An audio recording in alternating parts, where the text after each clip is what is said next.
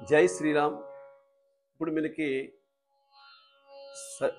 శుద్ధ దైవతం, చతుర్శి దైవతం, షట్యు దైవతం, మూడు దైవతాలు ఉంటాయి. ఇక్కడ విషయం ఎలాగో అవి కూడా అంతే. దానికి ఇక్కడ సెకండ్ పార్ట్లో మనకు ఆధార స్వరం ఏంటి? పా. ఇది ఆధార స్వరం. ఫస్ట్ పూర్వాంగంలో సా ఆధార స్వరం అయితే పా. సెకండ్ అంటే ఉత్తరాంగంలో పా ఆధార స్వరం. అంటే మనకి సా నుంచి తీసుకోలేమంటే సా నుంచి మన సా నుంచి అన్ని స్వరాలు తీసుకోగలం. సా నుంచి రి, సా నుంచి గా, సా నుంచి మా, సా నుంచి పా అన్ని తీసుకోగలం. కానీ సెకండ్ పార్ట్గా మనం పదని సందేహం తెలుసుకున్నప్పుడు పాని మన ఆధారంగా తీసుకోతే పా అంటే పంచమం. దాంట్లో ఇప్పుడు శుద్ధం దా ఇంచుమించు చూడండి, అది పా పక్కనే వినిపిస్తుంది మనకి.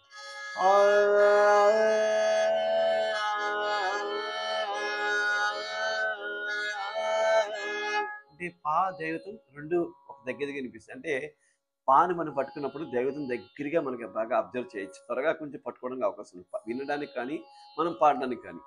అలాగే చతుర్దైవతం ఉన్నప్పుడు దీనికన్నా ఒక కొంచెం పైకి అంటే పాద అనగా దాన్ని పాద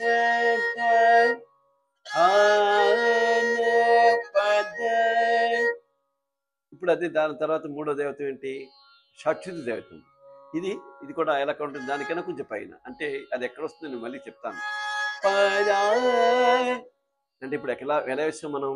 మూడు వరుసగా వేస్తున్నాం చూడండి.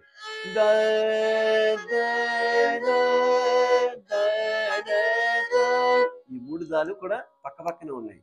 అది చాలా అర్థం చేసుకుంటే కానీ, శృతిని అర్థం చేసుకుంటే కానీ మనకు తెలియదు. కానీ కంపల్సరీ ప్రతి విద్యార్థి కూడా శృతి బాక్స్ లేకుండా పాడకూడదు.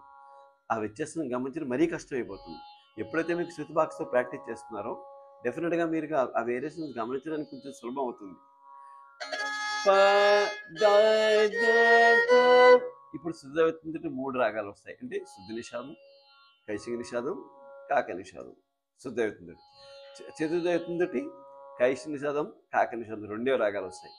షట్యు దైవతం తోటి కాక నిషాదం ఒకటే వస్తుంది. ఆ మూడు వినేసి మనం పదని సది ప పదని సని ప పదని సని ప.